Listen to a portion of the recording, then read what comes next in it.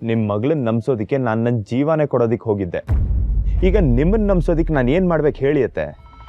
ಒಬ್ಬ ವ್ಯಕ್ತಿ ಜೀವನೇ ಕೊಡ್ತಿದ್ದಾನೆ ಅಂತಂದರೆ ಆ ಪ್ರೀತಿ ನಿಜವಾದ ಪ್ರೀತಿ ಅಂತ ನಿಮಗೆ ಅನ್ನಿಸ್ತಾ ಇಲ್ವಾ? ಪ್ಲೀಸ್ ನಮ್ಮ ಪ್ರೀತಿನ ಒಪ್ಕೊಳ್ಳಿಯತ್ತೆ. ಇವನು ನನ್ನ ದಾರಿಗೆ ಬರ್ತಿಲ್ವಲ್ಲ. ಮಾತಾಡಿಯತ್ತೆ. ನಾಳೆ ದಿನ ನಿಮ್ಮ ಮಗಳು ಸತ್ತೋದ್ರೆ ನಿಮಗೇನು ಅನ್ಸಲ್ವಾ?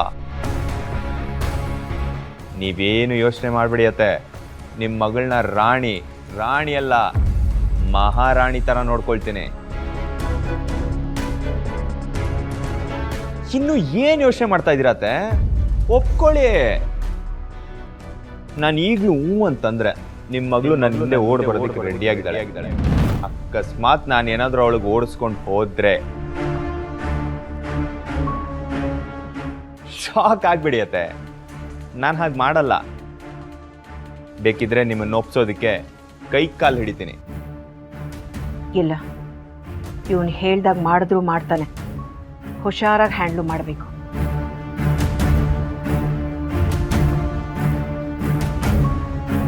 ನಾನಿಷ್ಟೆಲ್ಲ ಮಾಡ್ತಿರೋದೇ ನನ್ನ ಮಗಳಿಗೋಸ್ಕರ. ಅವಳೇ ಸಾಯ್ತೀನಿ ಅಂದರೆ ನಾನಿಷ್ಟೆಲ್ಲ ಮಾಡಿ ಏನು ಪ್ರಯೋಜನ ಹೇಳು? ಹಾಗಿದ್ರೆ ಒಪ್ಕೊಂಡ್ಬಿಟ್ರಾ ನೀವು? ನಂದೇ ಆದಂಥ ಕೆಲವು ಕಂಡೀಷನ್ಗಳಿದೆ. ನಿನಗೆ ನನ್ನ ಮಗಳು ಬೇಕೇ ಬೇಕು ಅಂದರೆ ನೀನು ನಿನ್ನ ಹೆಂಡತಿಗೆ ಡೈವರ್ಸ್ ಕೊಡಬೇಕು. ಅಷ್ಟೇ ತಾನೇ? ಆ ಕೆಲಸ ಮುಗೀತು ಅಂತ ತಿಳ್ಕೊಳ್ಳಿ.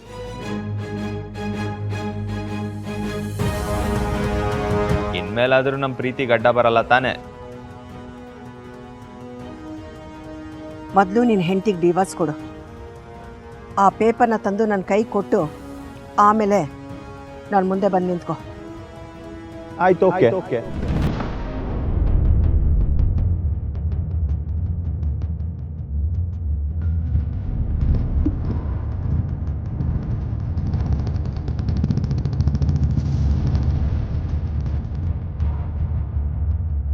ನಾನು ಯಾರನ್ನೂ ಅಷ್ಟು ಸುಲಭವಾಗಿ ನಂಬಲ್ಲ ಕಣೋ.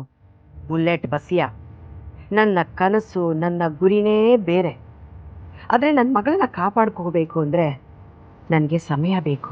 ಬೇಡ ಅಂದರೆ ಸಾಯ್ತೀನಿ ಅಂತಾಳೆ. ಇದು ನಿನ್ನ ಅವಳ ಮಧ್ಯ ನಾನು ಹಾಕಿರೋ ಟೆಂಪ್ರವರಿ ಬೇಲಿ. ಮುಂದೆ ಪರ್ಮನೆಂಟಾಗಿ ಕಾಂಪೌಂಡ್ ಕಟ್ಟೋದು ನನಗೆ ಗೊತ್ತು. ಚುಕ್ಕಿ, ಆ ದೇವು ಮೋಸಗಾರ. ಯಾವ ಸೀರಿಯಲ್ ವಿಲನ್ಗಿಂತನೂ ಕಮ್ಮಿ ಇಲ್ಲ. ಮಾತಲ್ಲೇ ಮರಳು ಮಾಡ್ತಾನೆ, ಮಾರಿಸ್ತಾನೆ. ನೀನು ಮಾತ್ರ ಅವನು ನಂಬಾರ್ದು. ಏನು ಯೋಚನೆ ಮಾಡ್ತಿದ್ಯಾ? ಪ್ರಾಮಿಸ್ ಮಾಡು. ಅಕ್ಕ, ನೀನು ಫಸ್ಟ್ ಸಮಾಧಾನ ಮಾಡ್ಕೊ. ಯಾಕೆ ಇಷ್ಟೊಂದು ಭಯ ಪಡ್ಕೋತಿದ್ಯಾ? ಮೊದಲು ನೀನು ನಂಗೆ ಮಾತು ಕೊಡು, ಆಮೇಲೆ ನಾನು ಸಮಾಧಾನ ಆಗೋದು.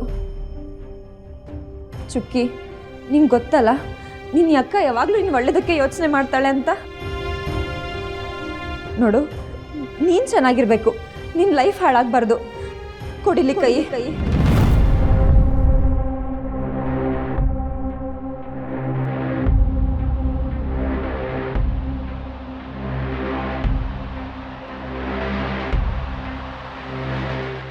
ನೋಡು, ನೀನು ನನಗೆ ಪ್ರಾಮಿಸ್ ಮಾಡಿದ್ಯಾ.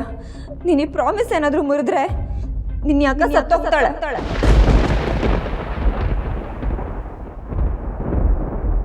ಅಕ್ಕ,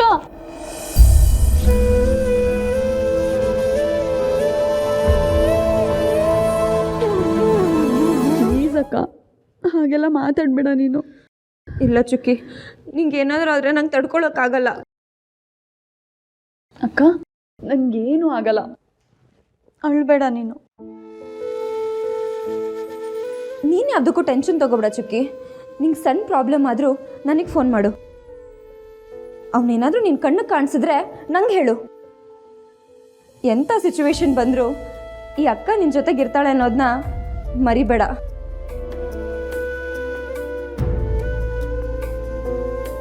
ಪ್ರಾಮಿಸ್ನ ಮುರಿಯಲ್ಲ ತಾನೆ? ಅವನ ಮುಖ ನೋಡಲ್ಲ ತಾನೆ?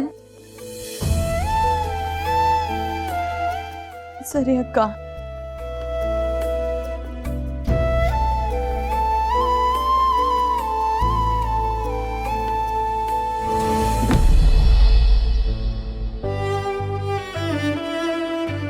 ನಾನು ಈಗಲೂ ಹೂ ಅಂತಂದ್ರೆ ನಿಮ್ಮ ಮಗಳು ನನ್ನ ಹಿಂದೆ ಓಡ್ ಬರೋದಕ್ಕೆ ರೆಡಿಯಾಗಿದ್ದಾಳೆ.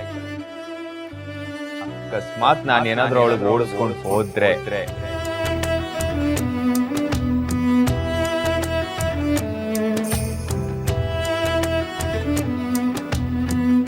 ಯಾಕೆ ದೇವ್, ನಿಮ್ಮ ಒಳ್ಳೆ ಮನಸ್ಸನ್ನ ಯಾರೂ ಅರ್ಥ ಮಾಡ್ಕೋತಿಲ್ಲ. ನೀವಿಲ್ಲ ಅಂದರೆ ನಾನು ಸತ್ತು ಹೋಗ್ತೀನಿ. ದೇವ್, ಯಾಕೆ ಯಾರಿಗೂ ನಮ್ಮ ಪ್ರೀತಿ ಗೊತ್ತಾಗ್ತಿಲ್ಲ? ಈಗಿನ ಕಾಲದ ಮಕ್ಕಳನ್ನ ಕಟ್ ಹಾಕಿದ್ರೆ ಕೈ ಮೀರಿ ಹೋಗ್ಬಿಡ್ತಾರೆ. ಗಾಳಿಪಟನ ಬಿಟ್ಟ ಹಾಗೆ ಇವ್ರನ್ನ ಬಿಡಬೇಕು. ಆದರೆ ಅದ್ರ ಕಂಟ್ರೋಲ್ ಮಾತ್ರ ನಮ್ಮ ಕೈಲಿರಬೇಕು.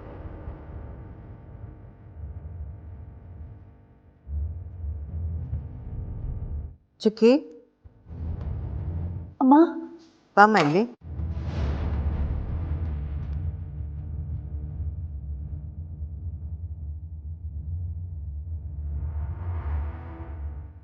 ಏನಮ್ಮ? ಬಾ ಮಗಳೇ, ಕೂತ್ಕೋ ಇಲ್ಲಿ. ಪರವಾಗಿಲ್ಲಮ್ಮ. ಬಾ ಮಗಳೇ. ಅಯ್ಯೋ ನನ್ನ ಮಗಳೇ, ಎಷ್ಟೊಂದು ಸ್ವರ್ಗೋಗಿದೆಯಾ ನೋಡು. ಊಟ ತಿಂಡಿ ಬಿಟ್ರೆ ಇನ್ನೇನಾಗುತ್ತೆ? ಯಾಕಮ್ಮ ಕಣ್ಣಲ್ಲಿ ನೀರು? ಈಗ ಅಳೋಂಥದ್ದೇನಾಯ್ತು? ತುಂಬ ಹಿಂಸೆ ಆಗ್ತಿದೆ ಅಮ್ಮ. ಬದುಕಿರೋದೇ ಬೇಡ ಅಂತ ಅನ್ನಿಸ್ತಿದೆ. ಅಯ್ಯೋ ಬಿಡ್ತು ನಮ್ಮ. ಏನಮ್ಮ ಹೀಗೆಲ್ಲ ಮಾತಾಡ್ತಾ ಇದೀಯ ನೀನು?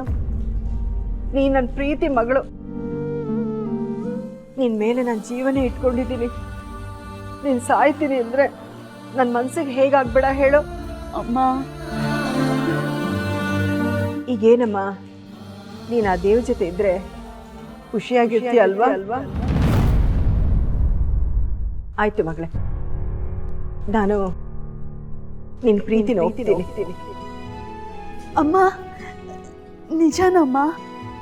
ಹೋಗಂದ. ಆದರೆ ಈ ಸಮಾಜ ಒಪ್ಬೇಕಲ್ಲ. ಅವನಿಗೆ ಈಗಾಗಲೇ ಮದುವೆ ಆಗಿ ಹೆಂಡತಿ ಇದ್ದಾಳೆ. ಅದು ನಂಗೆ ಗೊತ್ತಮ್ಮ. ಆದರೆ ಅವ್ರಿಗೆ ಅವ್ರ ಹೆಂಡತಿ ಅಂದರೆ ಇಷ್ಟ ಇಲ್ಲ. ಇಷ್ಟ ಇರಲಿ ಬಿಡಲಿ, ಅವರಿಬ್ರು ಗಂಡ ಹೆಂಡತಿ ತಾನೆ. ಅವ್ರ ಮಧ್ಯೆ ನೀನು ಹೋದರೆ ಏನು ಹೆಸರು ಬರುತ್ತೆ ಹೇಳು? ಇಲ್ಲಮ್ಮ, ನಾನು ಅವ್ರ ಮಧ್ಯ ಹೋಗಲ್ಲ. ದೇವ್ ನನಗೆ ಪ್ರಾಮಿಸ್ ಮಾಡಿದ್ದಾರೆ, ಅವ್ರ ಹೆಂಡತಿಗೆ ಡಿವೋರ್ಸ್ ಕೊಡ್ತೀನಿ ಅಂತ. ಆಯ್ತು ಮಗಳೇ, ಅವ್ನು ಡೈವರ್ಸ್ ಕೊಡ್ತಾನೆ ಅಂದರೆ ನನಗೂ ಒಪ್ಕೇನೆ. ಆದರೆ ಅದಕ್ಕೆ ಮೊದಲು ನಾನು ಹೇಳಿದ ಮಾತು ಕೇಳ್ತೀನಿ ಅಂತ ಪ್ರಾಮಿಸ್ ಮಾಡು. ಏನಮ್ಮ? ಮೊದಲು ಮಾತು ಕೊಡು. ಯೋಚನೆ ಮಾಡಬೇಡ ಮಗಳೇ. ನಾನು ಹೇಳೋದು ನಿನ್ನ ಒಳ್ಳೇದಕ್ಕೆ ಅಲ್ವಾ? ಹಾಂ, ಅಮ್ಮನ ಮೇಲೆ ನಂಬಿಕೆ ಅಲ್ವಾ?